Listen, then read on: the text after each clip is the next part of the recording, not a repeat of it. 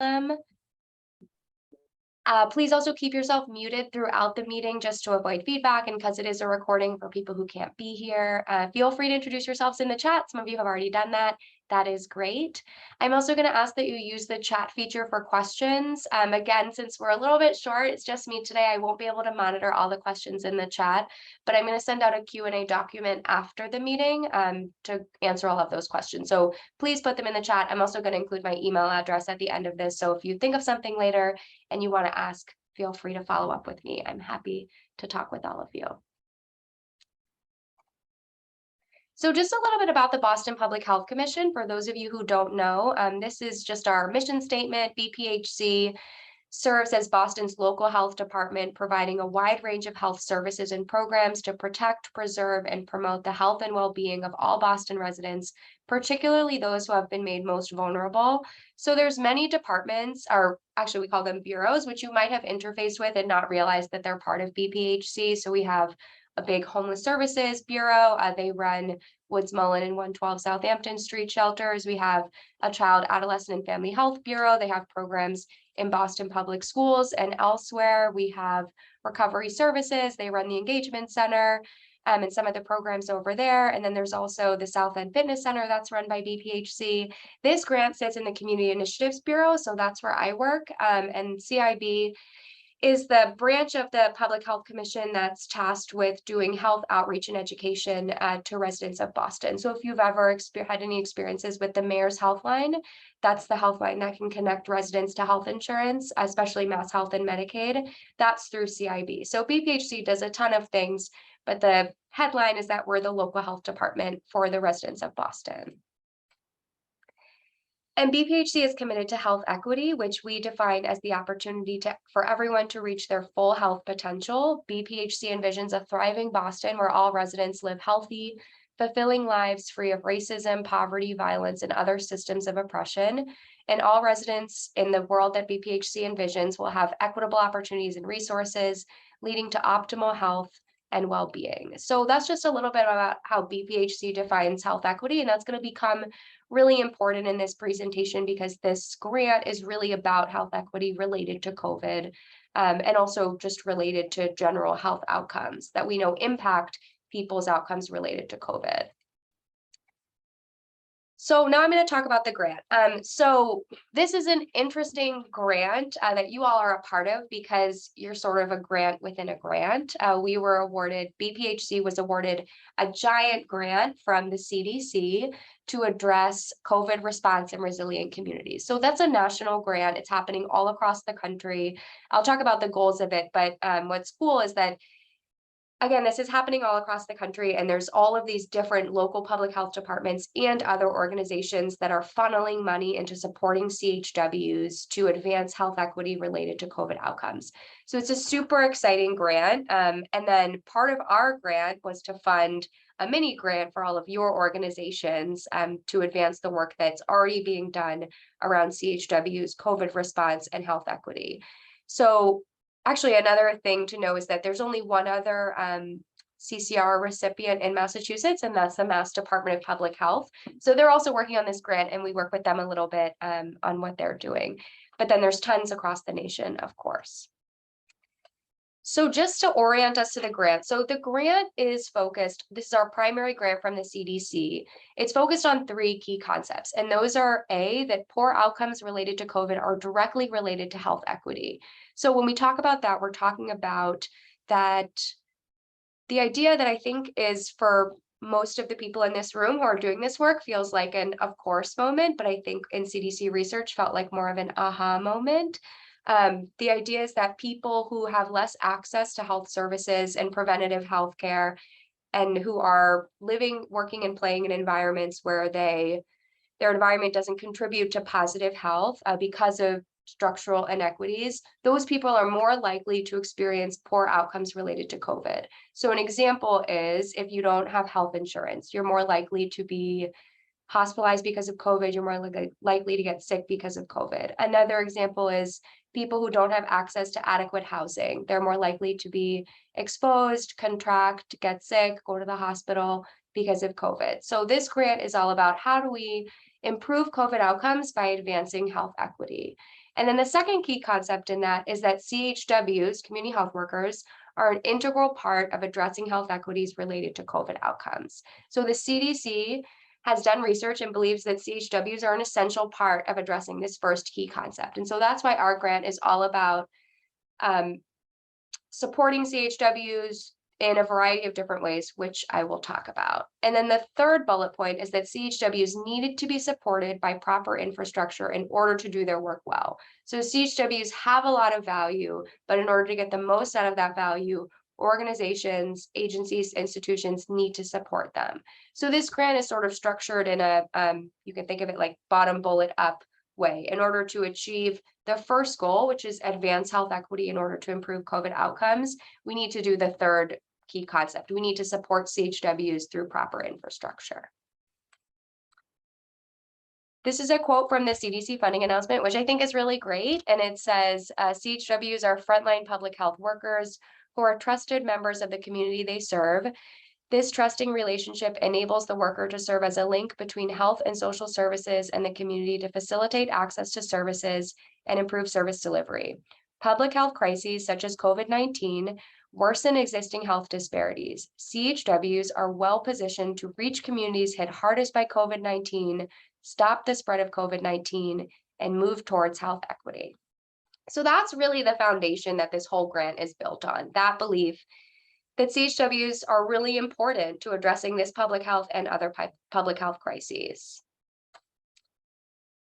So that's the larger grant. So how are we operationalizing this? This is the Boston CCR project. So one thing we're doing is we're focusing our efforts beyond vaccines and COVID specific efforts to address a holistic set of factors. So really to talk about health equity.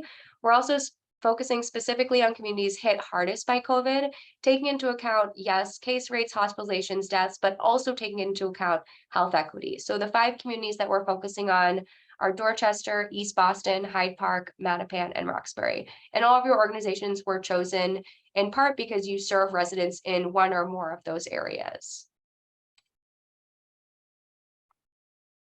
And then the things that we're actually doing, so that's sort of how we founded our project, but what we're doing is we're supporting community health workers in a variety of ways. We are supporting the Community Health Education Center, or CHEC, to better train CHWs.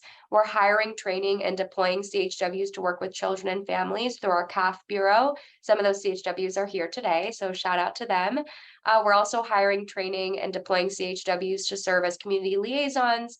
They work for BPHC and sit in the Community Initiatives Bureau. They're also here today, so shout out to them. And then the part of this project that you are all a part of is that we're funding community-based organizations to support their CHWs and to be part of a learning collaborative. So this is the largest and also the most innovative and in a way the most exciting part of this grant. And we're really excited to have you guys all be a part of it. So that's sort of where this all came from. And now we're going to talk a little bit more about the actual learning collaborative. So the goals of the Learning Collaborative are to increase the capacity of organizations to support their CHW workforce. So a big part of that is the funding. I'm sure you all are aware, but as part of this grant, not only being participants in the Learning Collaborative, but your organizations received up to $50,000 per year for 3 years. And they're using that money to support the work of CHWs. We also, another goal is to increase the skills and competencies of practicing CHWs, and then to increase leadership opportunities in community among CHWs. So those are the goals of this entire part of the project. And how are we going to do that? So there's 3 components to the Learning Collaborative. So this is aside from the funding. This is the actual Learning Collaborative, which you all will be a part of. So the first thing is skill development. So initially we were thinking about monthly meetings, and we're still thinking about monthly meetings, but what we've discovered in conversations with CHEC, who's been doing this work for a really long time, and you'll hear from them more, is that in order to make things productive for you and also to make sure that you're all on track to receive CHW certification, we're going to have 2 times a month meetings between November and June in order to make sure that you're receiving the training in a way that makes sense, and also that you're, again, on track to be certified. So this is going to be a pilot version of the Comprehensive Outreach and Education Certification, which is a certificate that you might heard of, maybe not, but that's basically, this is a training that's been running for a long time. It's taken by CHWs across the state, and this will be a version that's just for this cohort. And then there's also a COVID-19 communication training, which is happening in October. I just want to plug that again. That's an optional training, but I think it's going to be really, really great. It's an opportunity to work with a very renowned physician from BMC, Dr. Natalie Pierre-Joseph.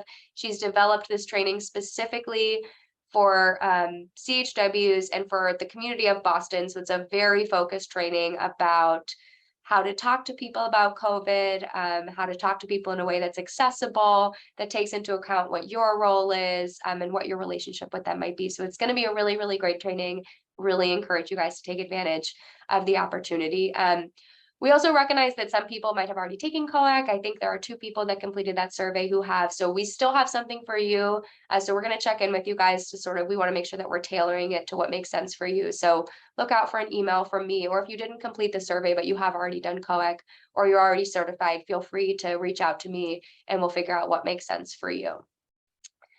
The next piece of the Learning Collaborative is leadership development. So this is going to be once a quarter. Well, there's 4 leadership development workshops. I don't know if they actually fall into quarterly, but 4. And that's going to be with the Massachusetts Association of Community Health Workers, who we'll hear from in a bit. There's also going to be smaller group sessions in between. And then Machwa is also going to do coaching to support you all, the CHWs, in working towards certification, which is a huge advantage. We have Machwa who are experts in this area, so we're really excited to have them on board for this. It's a great opportunity to get to work one-on-one with their staff.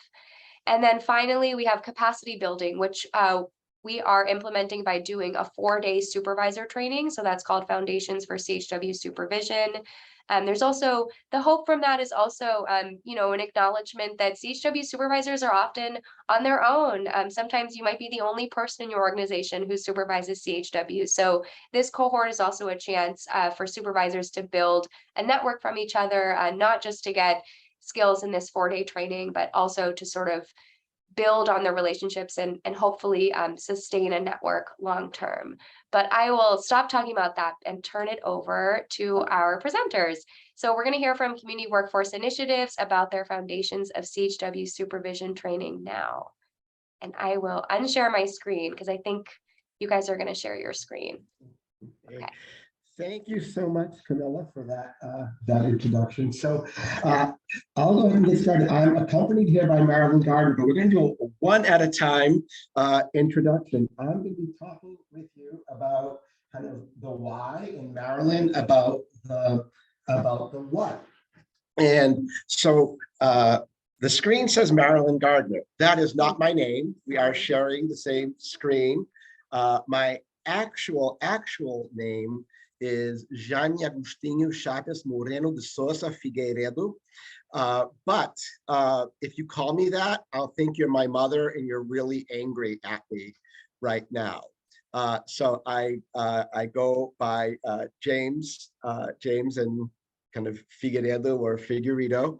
And so greetings to you from Community Workforce Institute office, which is where Marilyn and I work. We're a newly formed program in Cambridge, and we work alongside each other, providing training in technical assistance. And so just, real quick, I come at this as someone who considers himself a lifelong CHW immigrant family. I was a medical interpreter, a volunteer medical interpreter for family members, probably since I was 7 years old or so. I was the person who read the mail, helped people navigate some of these systems. And I went from there to being a Boston public school teacher. I worked at Jeremiah E. Burke High School, that some of you may be familiar with. And then most of my years working in HIV services during the pandemic, mainly working with Cape Verdean and Brazilian communities in the Boston area.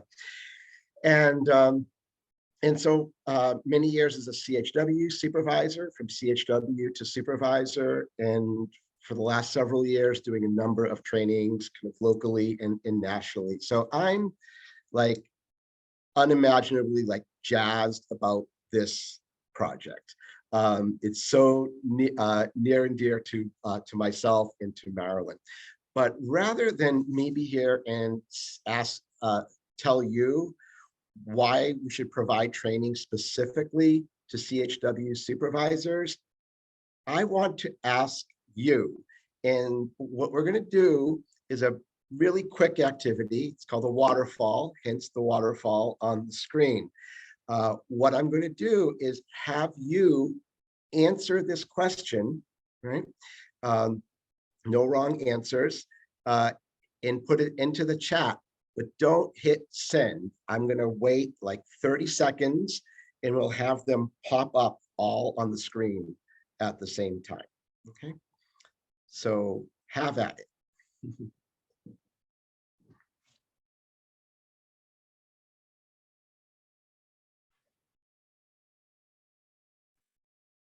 I'm sorry, James, could you just repeat what you want us to put in the chat? Sure. I know I'm a fast talker. So what we're going to do is have you write a response to the question in the chat, but not hit send until I let you know. So it'll go to everyone and we'll see the cascade of answers. And the question is, why provide training specifically for CHW supervisors?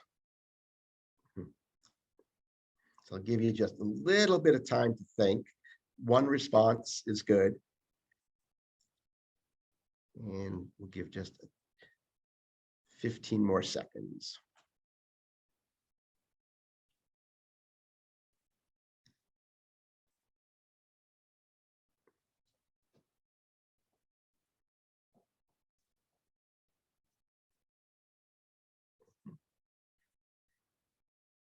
Okay, I know that's not a ton of time.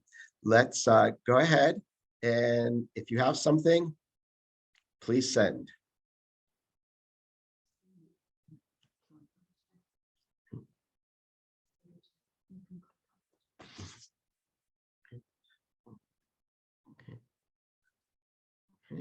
Okay, lots in here. Okay, oh my gosh.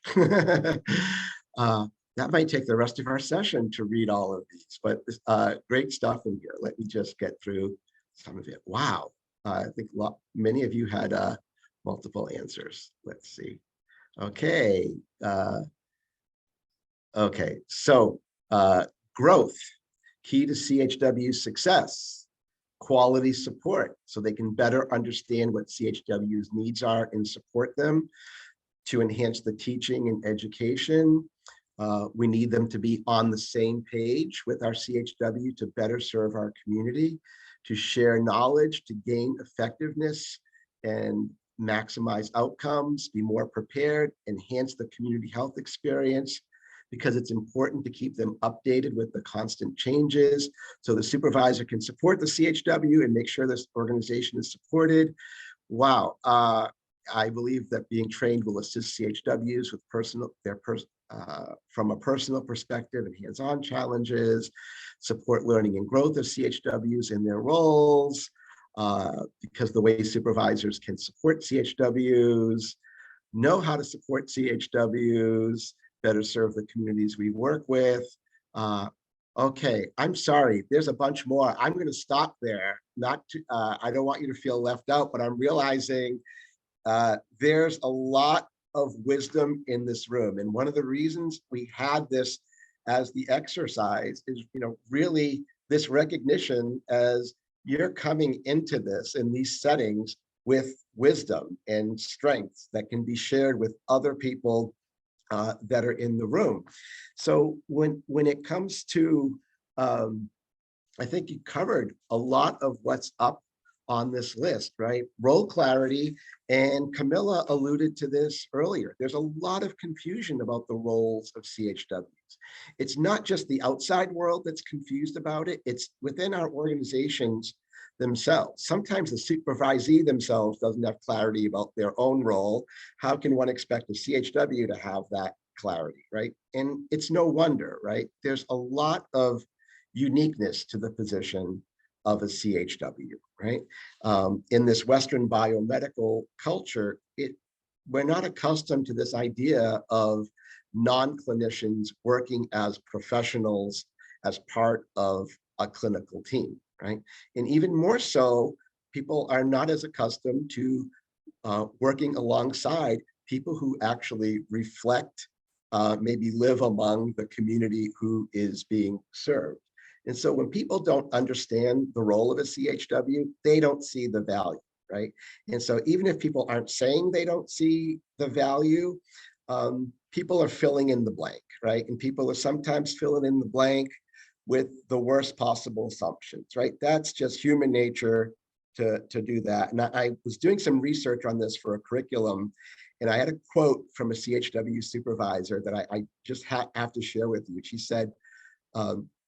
said, I hear, someone said to me, CHWs are warm and fuzzy and it feels good, but what do they really do, right? And I think that that notion is there, especially if you're a CHW who's not inside the four walls of the clinic, right? The filling in the blank is maybe they're home watching Netflix all day, right? And so I think one, having that role clarity, and one, communicating that that role, and seeing and recognizing the value that there is when there is closeness to the community, where CHWs may be of the same race, ethnicity, or language group, or even pretty close in socioeconomic status as well.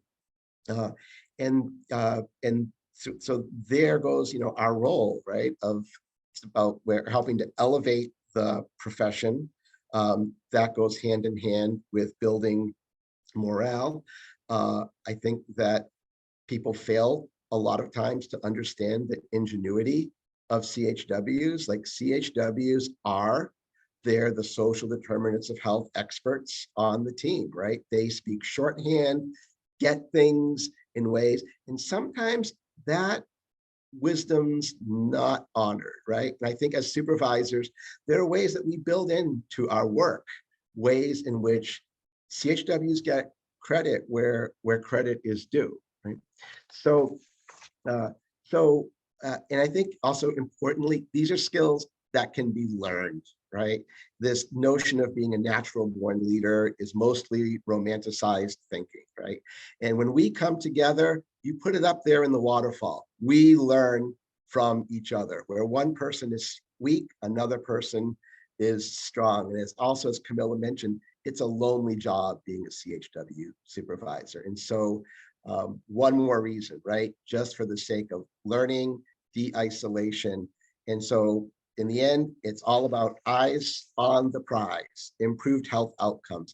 I don't think I need to describe that to you because you know what that looks like. So I'm gonna pass off right now to my colleague, and I apologize to you. I talk really fast. I may need to slow down.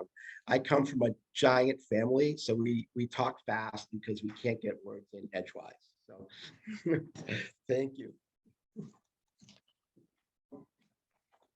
Hi, my name is Marilyn Gardner, and you've met my colleague.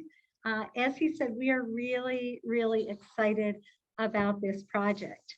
A little bit about me, I'm a public health nurse, and whereas James has been a lifelong CHW, I've been sort of a lifelong work with CHWs.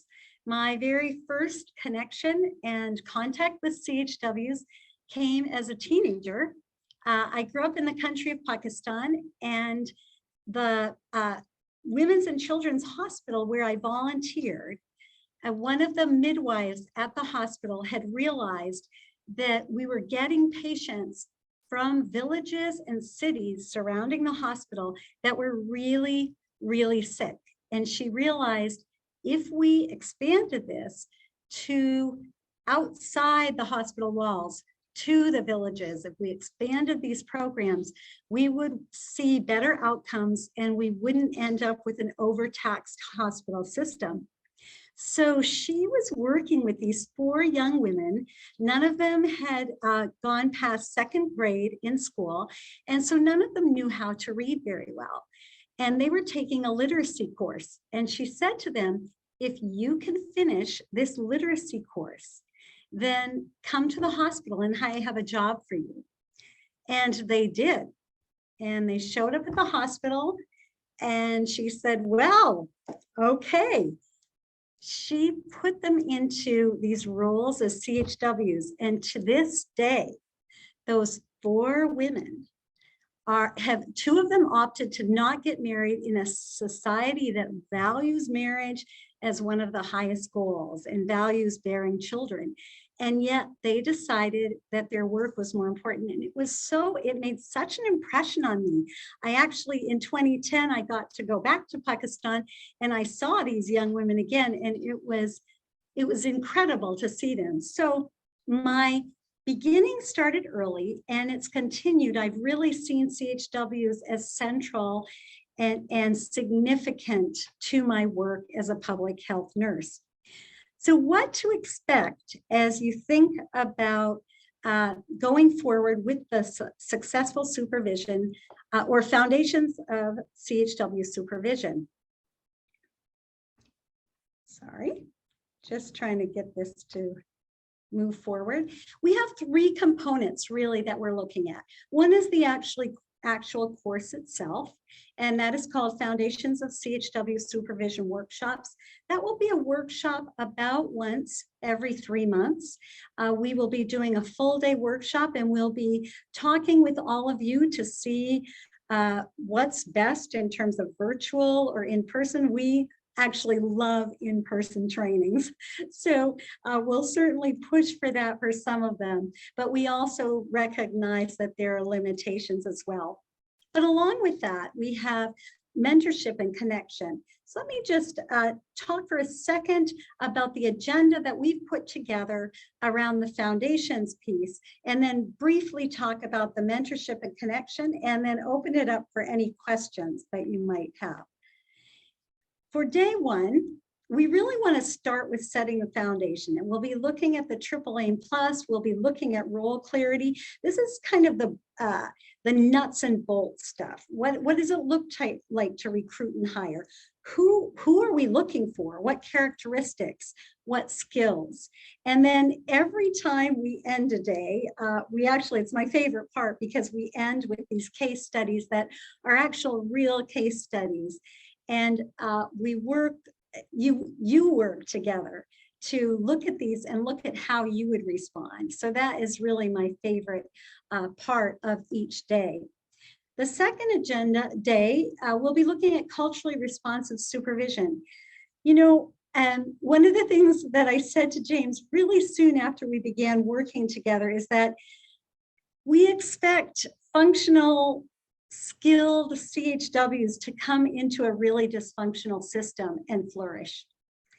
And that doesn't always happen. So what does it look like to create a system and a culture and have a culturally responsive approach around supervision? What does it look like? And that goes to boundaries. You know, boundaries in the Western world look really different than the boundaries that I grew up with in Pakistan. There wasn't such a thing as privacy within this family system. And then we go to developing your team and staff. What does it look like to both participate in continuing ed for yourself, but also lead your staff in a process of growth? There's a favorite sort of image I have when I think of leadership and developing team and staff, and it's around mango trees and banana trees. And mango trees are big and they're beautiful, and to me they produce amazing fruit, but nothing can grow under them. Banana trees are smaller. They produce equally tasty fruit, but they also reproduce over and over. So what does it look like? When are we supposed to be mango trees and when are we supposed to be banana trees?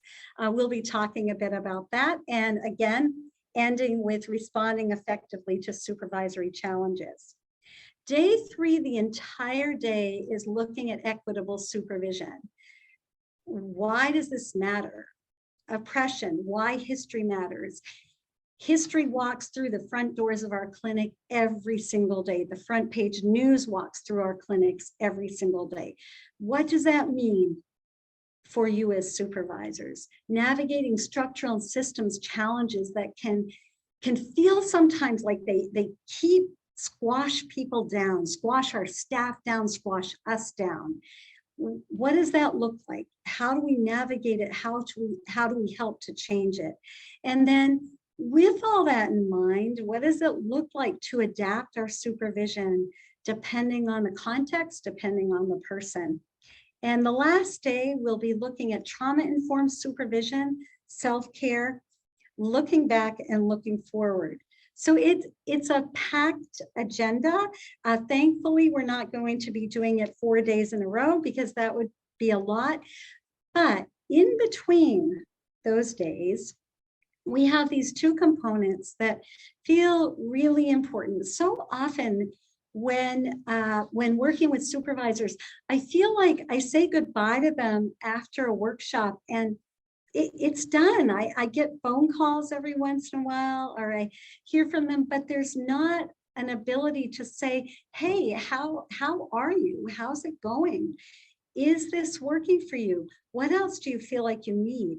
That's where mentorship comes in, being able to pair people up with other supervisors where they can be really honest, where there is nothing to lose if you are absolutely honest about how things are going, and where there's a real connection with that. And the last part is a connection through phone calls, through hopefully visiting your sites. That's all going to be developed through the time. So we hope to have the first workshop in November, and we will move the program on from there. So again, I'm a fast talker too. We're both going to join you on the screen now and just see if you have any questions or thoughts or anything like that.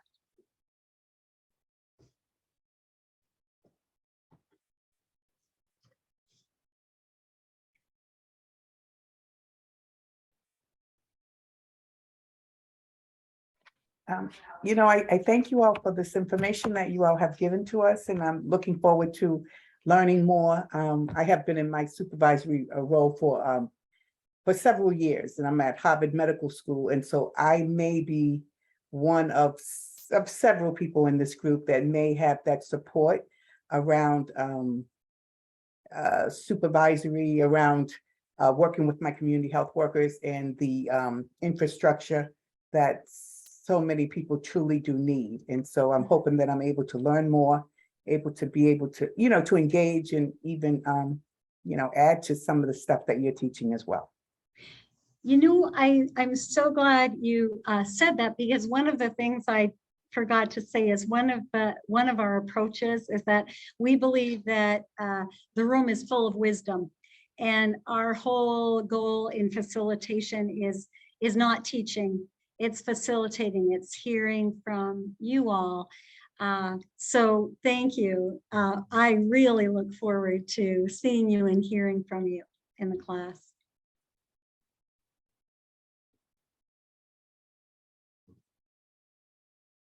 And I'm always aware of group dynamics. And it's 11:40, which is the end time for our presentation. So maybe some of you have burning questions, but you don't want to delay other people getting a quick lunch or a bio break. So you'll have our contacts. You can reach out to us anytime via email, and we'll be happy to talk with any of you. Okay. Thanks. Thank you. Oh, See you in 20. Thank you both so much. And just so you all know, supervisors, you're going to receive from me after this a link to create oh, can you not hear me? You can hear me. We Okay. couldn't hear James. Oh, yeah, James, you were sort of cutting in and out. yeah, Oh, that's no. why you can't have two. Yeah, that's why it's tough.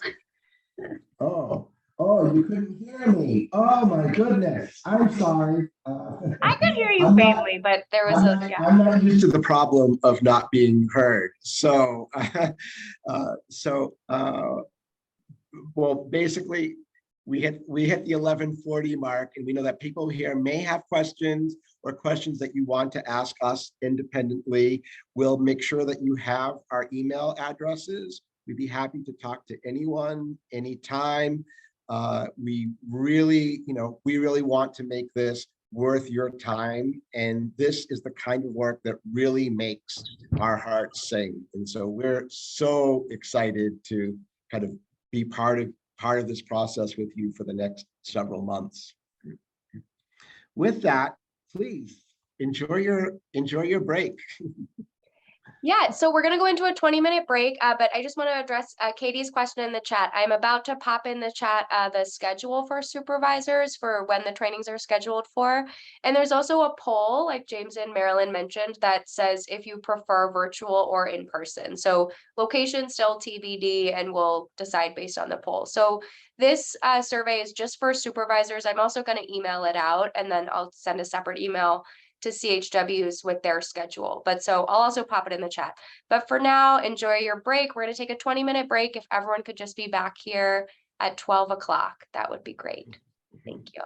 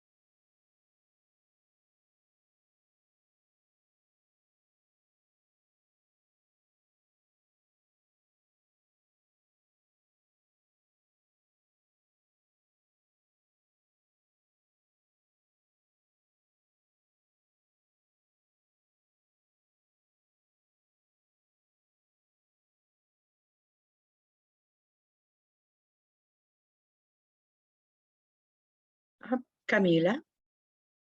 Just before everybody else comes back, I'm sorry. I tried to open the document Oh, and it gave me a whole bunch of folders. oh gosh. It says Programa Data, Advanced Installers. I don't know if it's just me or. Good question. Let me send it. This is John Michael. I got the schedule just fine. So Oh. anyone else? Let me try to send you, it could be the format though. I'm gonna send just you it in Word and see if that works. Okay, thank you. I'm sorry to Sure. bother you, but thank No, you. no, not at all.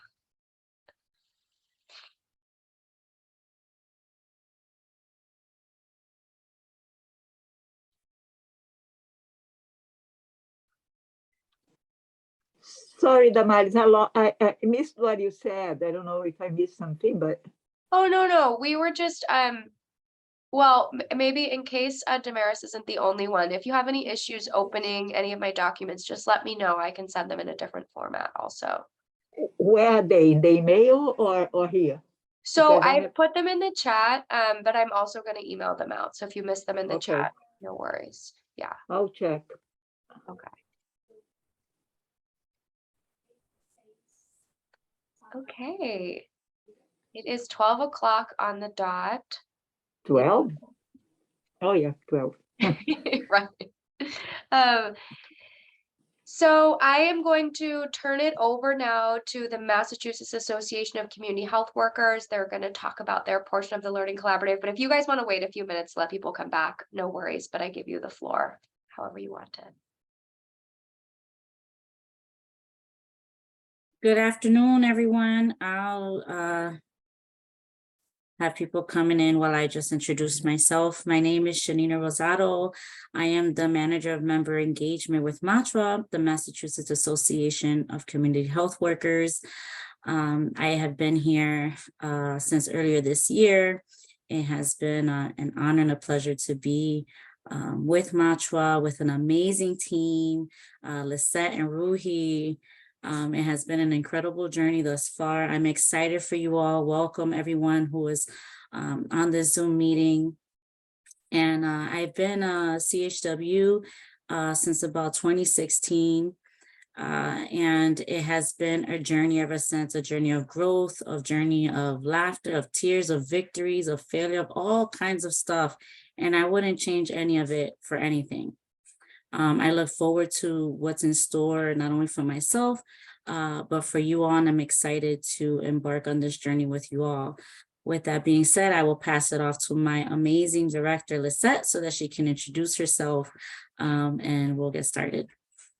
Wow, thank you for that beautiful introduction. The feelings, as you will see, are mutual.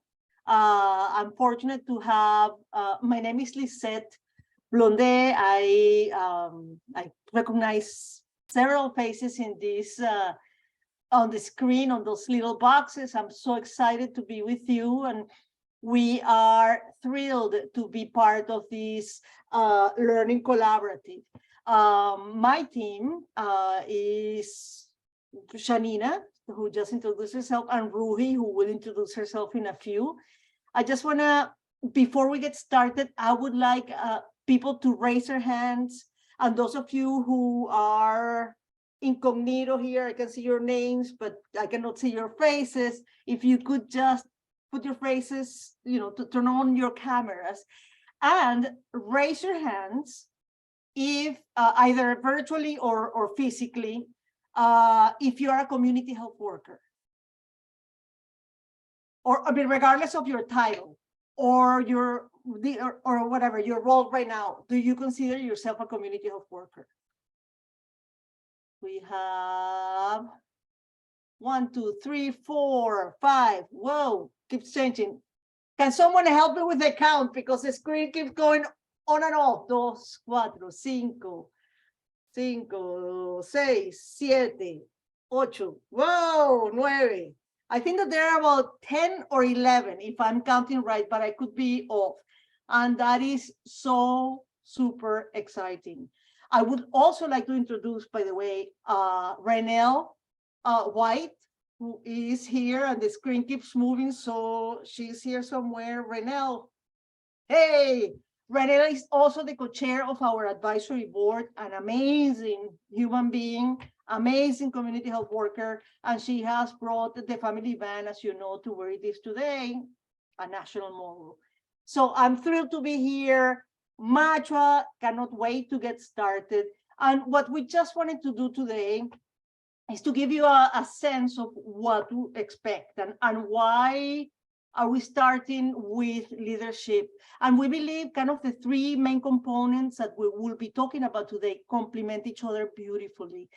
And hopefully when we do this again next year, many of you who are community health workers right now will be the supervisors of community health workers and will be needing to take the course that Marilyn and James are offering. So that is a goal, and we will raise hands again a year from now and see how many of you are taking Marilyn and James supervisory course because you are now supervisors. So with not much more to say, I'll pass it back to Shanina, who will be facilitating the session. Thank you, everyone. Thank you, Lisette. I will share my screen. Let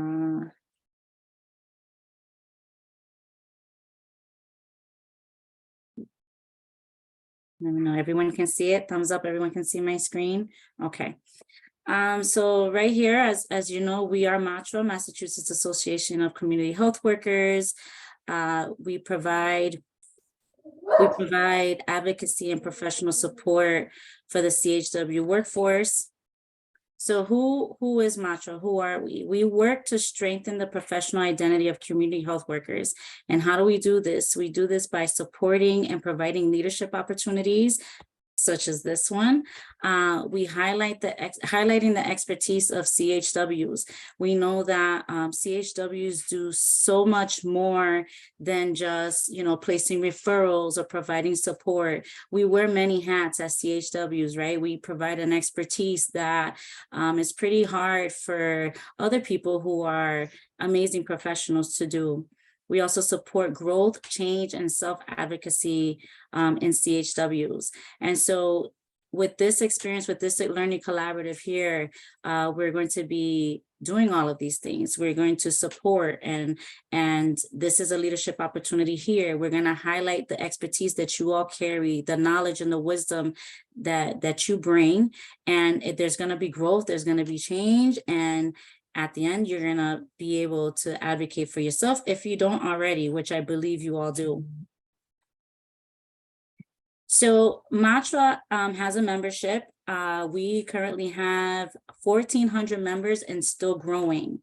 I strongly advise that if you're not a member of MATRA yet, you can log on to matra.org and become a member and stay in tuned with all the good things that are offered for CHWs, such as access to workshops and webinars that are specifically for CHWs. CHWs tend to sit in meetings and webinars and workshops that, are useful, but it's more, towards nurses or doctors or other professions, social workers, but not necessarily for CHW. So these webinars and workshops, we work really hard and are very intentional about making it for CHW specific. Also, to get support on your journey in becoming a certified community health worker. If you're not certified yet, that's one of the things that I will have the honor and the pleasure to work with you all, is getting certified through the state and going on that journey as well. Also, providing access to CEU eligible trainings to support annual recertification. And so because it is a state certification, there will have to be recertification. So we provide all kinds of trainings and wonderful workshops for the CEUs, and not just for the count of the CEUs, but also gaining more knowledge, wisdom, and understanding of the role that will help you to grow. I know in my journey of becoming a CHW, I didn't have I didn't have those things. I sat in as much as that was offered to me, but I didn't know about Matra. And when I did learn about Matra, I had to hop on. I had to grab hold of what was available to me as a CHW, as a professional, because I am passionate about the work and I want to grow in this field. So I suggest, please get on matra.org, become a member, and you will be plugged in with all kinds of fabulous things. So for our learning sessions, I look forward to meeting with all of you. I didn't add it in this slide, but we're going to start with one-on-one meetings. So I will be reaching out to you all starting early next week, possibly tomorrow, to figure out when is the best day and time to meet with you all. We will have a one-on-one. We will have it'll be a nice discussion about your journey and what you're looking forward to, your goals and things like that. And it will be with everyone. So my hope is to meet with everyone. I will be reaching out to you. Look forward to my email so that we can meet. I'm so excited.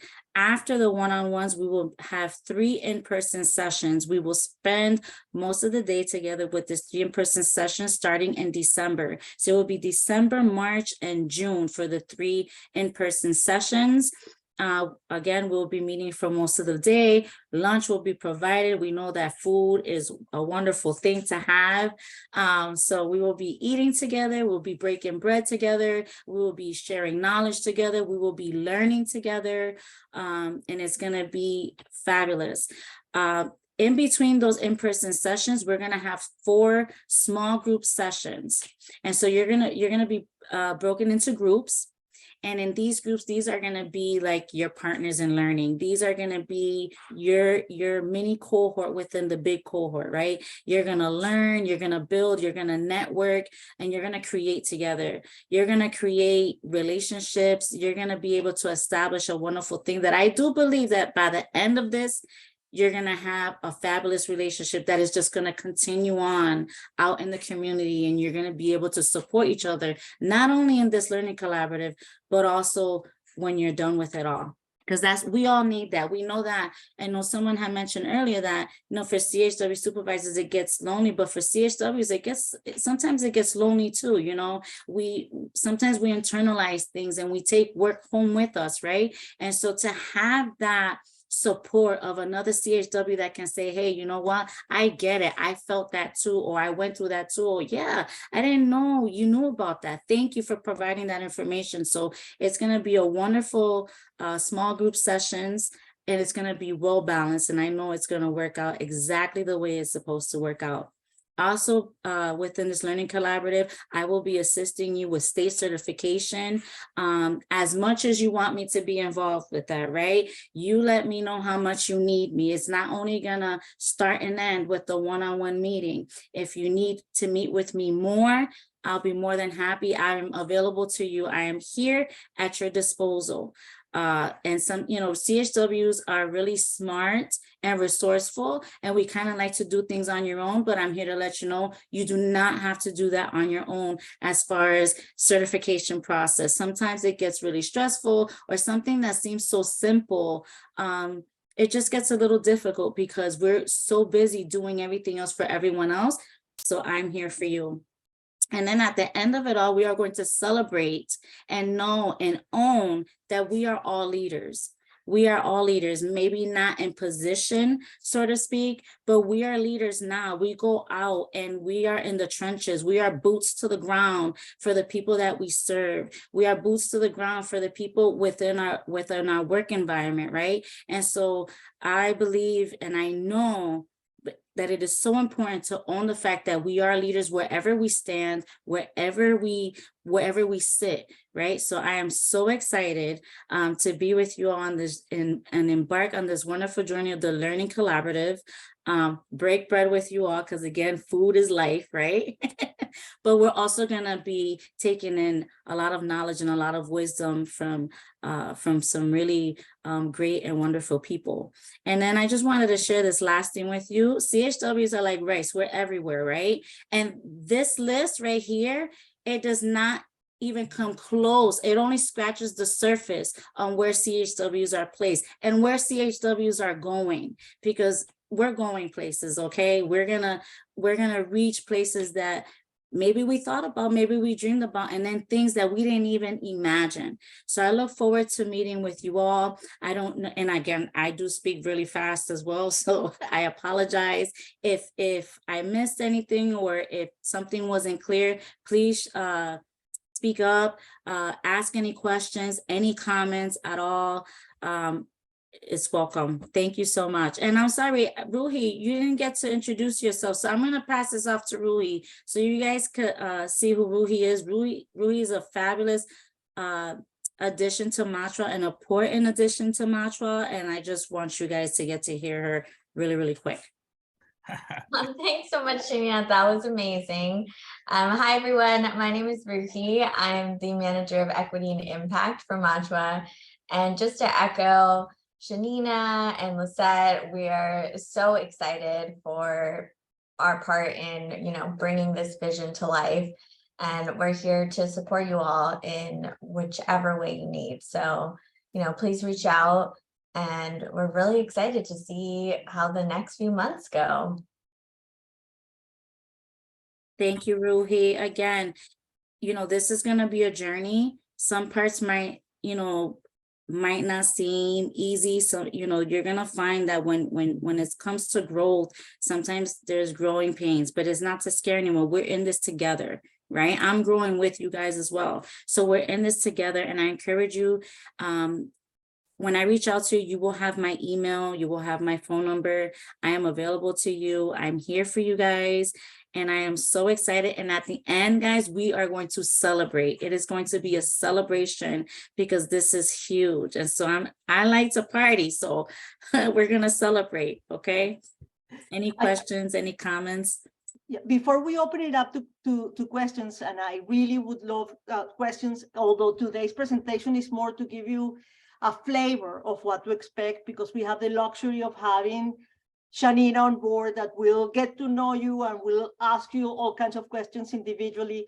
But I just want to emphasize two things. One, that as public health professionals, what we want to create here is a network of public health professionals who are now working as community health workers. These grants come and go. I mean, this money may be here next year, it may not, but you have each other. So one of the things that we really want to emphasize here, and that we are very deliberate about doing those in-between sessions for you as smaller groups, is for you to really get to know each other and get to learn from each other, support each other, promote each other, just like good professionals do. So that is one big aspect of what we are deliberately trying to do. So if it seems sometimes, oh my God, do I have to meet with these other people? Yeah, there is a method to this madness. And the second thing is that the learning communities are going to focus on two things: leadership skills, not kind of these soft, yeah, you're a leader, you're so good. No, but very concrete, specific ways of being a leader. And with that, with this notion of leadership also comes skills. So we're going to be emphasizing communication skills as tools that will help you assert yourselves. So we're going to do kind of 3 types of communication throughout these sessions. One is coaching, how to give each other feedback in constructive ways. Ways that build leadership. The second one is managing up. How can you best communicate with your supervisor in a respectful and assertive way? And the last one is effective communication strategies for dealing with clients and others. So we are going to be talking about very concrete skills. We're going to be learning very concrete things and also learning from each other. We, again, have the luxury of this collaborative to have, people of the caliber of Marilyn and James doing supervisory trainings for your supervisor. So we hope that at some point, we all kind of can talk about the experiences, learning, feedback that you may have as a workforce to the supervisors. et cetera, et cetera. So I, like Shanina mentioned, I'm thrilled to engage and start this journey with you all. Thanks a lot. Thank you. Thank you so much for that. Does anyone, we do have 2 more minutes if anyone has any questions or comments for Mantua. But I will just say, I mean, it's clear from that presentation how lucky we are to have them on board. We're super excited. They're experts and just a wealth of knowledge in this field. So very, very excited and thank you. And I encourage you all to take advantage of Shanina's promise that she'll work with you one-on-one because she's amazing. And that's such a great opportunity for you all. So very excited to have you. And now I'm going to turn it over to our director of the Community Health Education Center, Anjali Nath, who's going to talk about the history of CHEC, and then we'll get into a little bit more about what you can expect from your trainings from CHEC. Thank you, Camilla. Good morning, everyone, or good afternoon now. I just want to start off by just saying how amazing it is to be part of this learning collaborative. I just started in this position a week and a half ago. I'm the new director of CHEC, which is the Community Health Education Center. Thanks. But it's a big, big role it just feels like a very exciting and big responsibility. Many of you may or may not know that CHEC, of course, CHEC was co-founded by Lizette Blondet. And so I'd like everyone to just do a little celebration sign if you know how to do the reactions. But CHEC is going to be celebrating its 30th anniversary this year. So it's really exciting that this is happening this year as well. So I'm really excited that we can all be part of this together.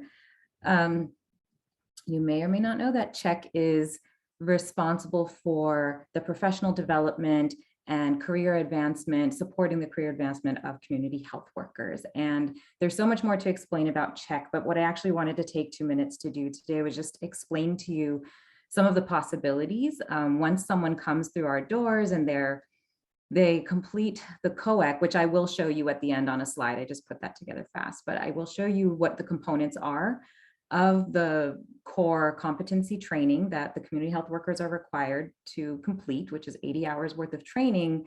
That is 64 hours in this kind of space with us virtually. We're going to try to get at least one in-person session in the spring when it warms up.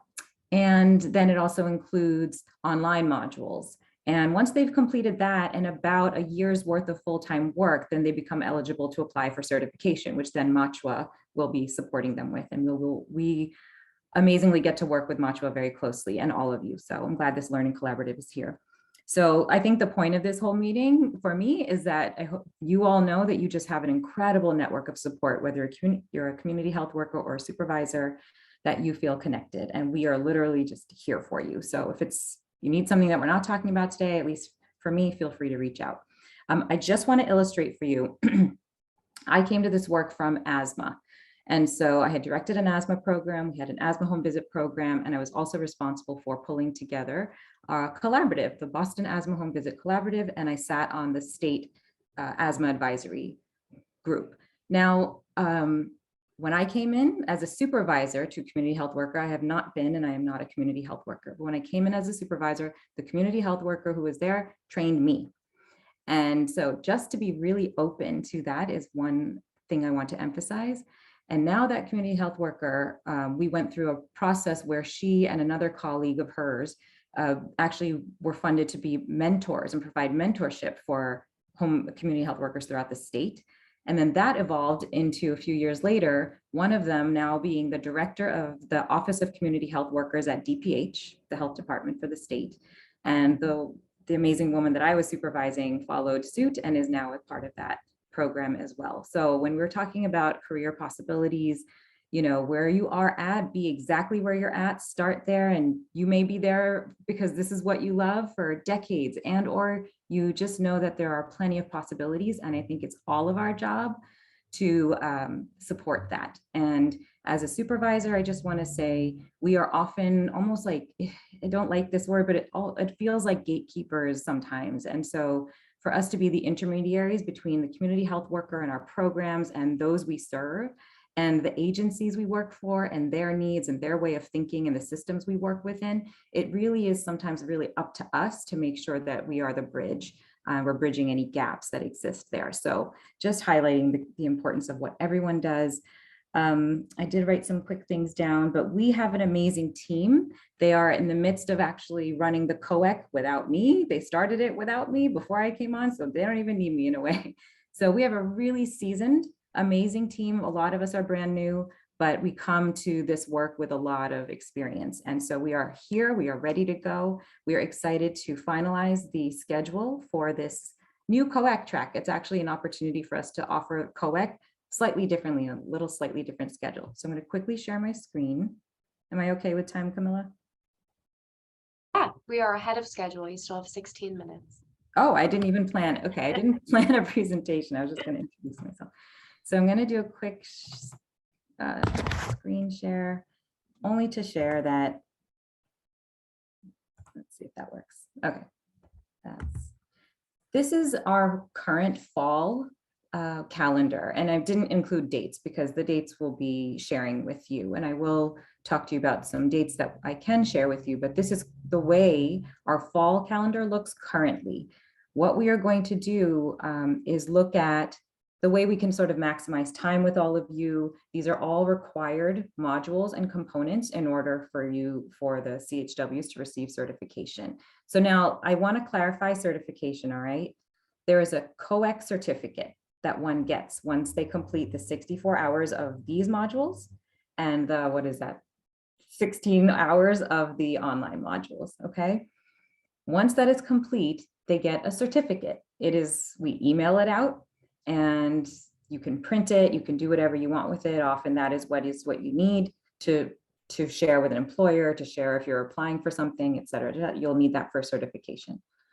Now the state certification is different. And it's like I said before, once you complete these modules, the online modules, and 2,000 hours of work, then you are eligible for certification. So I don't want to overspeak on that, but Lizette is nodding her head. So I think I'm heading in the right direction. And then there's a kind of a grandfathering in for those who may not, who've just been in this field for a long time. And I think something like I can't remember if it's 4,000 hours, Lizette. Okay, 4,000 hours. Yes. Thank you. So we're not going to worry about all that right now, but just know you've got the right team with you to help get folks certified by the state. But this certificate is for COEC. So I just wanted to share with you some of the components. So we've got things related to behavioral change, which is also sometimes called motivational interviewing, outreach methods, several components, capacity building and leadership, client advocacy and care coordination, community organizing. I hope this gives you an appreciation of just how much CHWs do. Documentation, this can be really tricky, and not to, hopefully not to speak out of line, but, it may not be within the comfort level of a given community health worker to be inputting data into an Excel sheet, right? And I myself encountered this when I was supporting a larger grant, and and this is tricky. And so there may be components of the work where supervisors may want to be a lot more hands-on and not overbearing, but supportive. And so just really looking at the needs, the strengths of the community health workers you're working with. And I really emphasize trying not to say my community health worker or my community health workers. We do not own anybody. So it's just looking at our language, and hopefully we can sort of get into that feel while we're here. Effective communication, professional skills and conduct, individual and community assessment, cultural responsiveness and mediation, public health concepts and approaches. And we do start off each time with an orientation, and we end with a graduation. And that we do know that even though we have two separate tracks or a couple of different cohorts of the COEC running, we try to get everyone together at the end of the year. So please hold June 23rd in your calendars, because that is hopefully going to be an in-person celebration. And, for those who can come, not everyone will be able to come. So I'm happy to take questions about that or anything else. And just if you would like to reach out to any of us, if you know me from my work, my email is the same. And if you don't, it's just first initial last name for all of us at BPHC. And then the Check Center, which reaches our full team, is CHE Center, which is Community Health Education Center at bphc.org. And then the website, honestly, if you just Google Check and BPHC, you'll find it, but it's moved to the city boston.gov. And so it's a little bit of a new URL for us. So I will stop sharing, but I'm happy to take any, let me see if there's anything I left out. So quickly, you will be helping us sort of try out taking our COEC, and instead of making it Camilla, sorry, I don't know if you wanted to speak about this, but okay. Really, it's like I showed you, that calendar that I showed you actually ran from September 20th and it will end on October 20th. So within 4 to 6 weeks, we fit all of this in. So every Tuesday, Wednesday, Thursday is the way we have done it. We are not going to, for like those weeks, we're not going to do it that way. It's going to be spread out over the course of a couple of months. So please do mark November 1st as our kickoff for COEC, for community health workers. We'll send this in an email, but we have to finalize the rest of the calendar, but at least we can offer you that November 1st will be our kickoff orientation day that is required. And we will make sure that that gets to you by hopefully early next week. And the next 2 dates for this calendar year, we are hoping that November 15th sticks and December 6th. Okay, I'll put those in the chat, but the topics may shift, we'll figure it out, but it's going to be fantastic. And yeah, beyond that, we're hoping to continue to build this learning collaborative with all of you. And I think I said everything I was trying to say, and hopefully you'll get to meet the amazing team at some future date. Any questions, comments, anything? What was the third date that you put out? Yeah, so November 1st, November 15th, and December 6th. Put that in there. Thank you. Sure.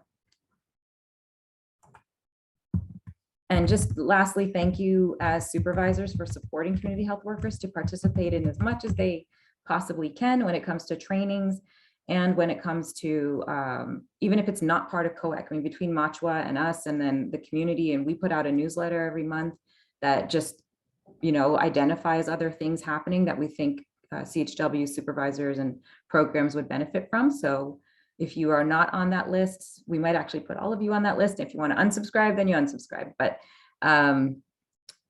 so please, thank you for supporting CHWs to participate in as many trainings as possible, but also just the support opportunities, the networking opportunities. It is so crucial. And the last thing I'll say about supervisor responsibility is we may not even realize, but just having a proper space, proper equipment for community health workers to work with is the basic responsibility I think we all have to have. Okay, so we cannot expect someone to be successful if they're operating out of a closet. We have seen that in the past. I am not joking. And so that is something that I hope in my time we get to make sure is never going to be the case again. So thanks for your support and things like that. All right, so I will stop there. Thank you. So I also, just to add on, I added the schedule that we have so far in the chat for CHWs. I'm also going to email this all out, but just if you want to look at it now. So this is the schedule. It includes those dates that Anjali just mentioned, and then it also includes the dates that Shanina mentioned for Machwa. And then it has sort of tentative months that we don't have dates for yet exactly. One thing that we didn't mention is that Czech employs a host of amazing trainers who are experienced CHWs. And so part of what we have to do is schedule with all of them. So that will take a little bit of time, but we should have it by next week. But just so you know that the delay, it is worth the wait, I promise, because the trainers are fantastic. And I just wanted to add one more thing. Once again, I'm going to drop in the chat this flyer that I sent out, one more skills development training opportunity happening in November. It's that COVID communication training that I mentioned at the beginning. For those of you that are just joining, I'm sending it out again now. You can register for that. If you could just register by October 7th, that would be great. And that's virtual. And that's not part of the Czech Sport Competency training. That's just an additional training that we're offering that we hope you can all join. And Lisette has her hand up. Go ahead. Thank you. I'm sorry. I just want to clarify that there are 3 sessions that, God willing and the pandemic willing, we're going to be holding in person. So yes, the in-between sessions, it's up to the small groups to decide, virtual, in person, whatever. But we are expecting you all in person. And these meetings will take place in Boston, in Chinatown, at the offices of HRIA. But so just know that, and I think that, Shanina, do we have those dates? Are they firmed up? The dates have been sent to Emma, yes. Beautiful, thank you. So in person, thanks. Thank you, Lisette. And that's also on the schedule along with the HRIA address. If you look at that PDF that I sent, and it's an amazing space. So you're all lucky to get to go there. So I am going to now turn it over. So that's basically what the Learning Collaborative is going to look like for CH. Oh, I'm sorry, Renelle, you have your hand up. Let me let you speak. Yeah, thank you. The COVID training, the 3-day training, should we miss a training? I know that I have some things scheduled, but I'd love to join. Why don't you reach out to me individually, or I'll reach out to you. I'm going to find out. I know that ideally they really want people to come to all 3, but I think if there's a special circumstance, there's a chance that we can talk about it. So let me reach out to you and we'll talk about that. And if anyone else, if that's the case for you, that's the reason you haven't registered, because you really want to go, but you have to miss one day or part of a day or something, let me know and I can see what we can do. Okay, thank you. So I'll follow up with you afterwards. So thank you to all of our presenters. So that's a taste of basically what's going to happen in the Learning Collaborative. And those are the organizations who are going to be running it. So we're super, super excited to have them on board. And now, as I mentioned at the beginning, and as people have alluded to, this is sort of an opportunity for us to run a pilot program. And the grant this is a 3-year grant. It ends in September 2024. But what we really want and what we hope is that what we learn in this grant, we can carry with us. We have a community health education center who can run workshops, right? And we have a network of community health workers who we can deliver trainings to and other networking and mentoring opportunities for. So we really want to try to continue this, but what we have to do in order to do that is evaluate to make sure that what we're doing is working, or are there parts that work and parts that don't work? What are the things that maybe we need to alter? What are the things we definitely need to continue? And so we really need all of your help to complete that evaluation. So I just am going to turn it over now to our evaluation team. They are from the Gaston Institute at UMass Boston and JSI. They are working with us on the entire project, and we're working now on a plan to evaluate this Learning Collaborative. So I'll let them talk a little bit more about evaluation and what that might look like for you. Good afternoon. My name is Rudy. When Shanina said, and I want you to meet Rudy. Rudy is a wonderful person. And I said, I didn't know that Shanina knew me. Where did I met Shanina? I didn't know that she knows how wonderful I am. I was surprised. And Rudy, thank you so very much. My name is Rudy Vega. I work at JSI. Welcome, Anjali. Welcome to the team. Welcome to this work. I also extend your recognition of Lisette Blondet as a thought leader and pioneer, not only here in Boston, but Massachusetts and the nation, because this program that we are 68 grantees all over the United States, and Lisette's name is mentioned. Not always in a good light, because she's not perfect. She's not a perfect person, you know, but for the most part in a good light, okay? So we are going to be conducting the evaluation, and what a horrible word evaluation means. Like we are evaluating you, but I'm going to begin by introducing my wonderful friends and teammates, Dr. Fabian. He is the project director at the Gaston, and he's not here today. But here we have Dr. Lara Warwick. Laura, can you say hi so that people recognize your face and hug you when you walk down the street? And Angel. Hello, everyone. And hello, Lara. Well, not to hug you because I know COVID, personal distance, but to say hi to you, And also, and my friend Angel. Angel Tejeda, please just say hi. These are my friends and they are my collaborators. So an evaluation is the answer to the question, what was the impact of me spending so much time in this collaborative, listening to so many people? Did it make a difference? What difference? That's up to you, because this is going to be a participatory approach. Next time that we meet, I want to have like 5 or 10 minutes to see what questions are important to you.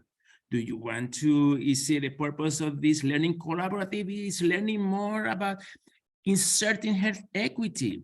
Is into your intervention? Is it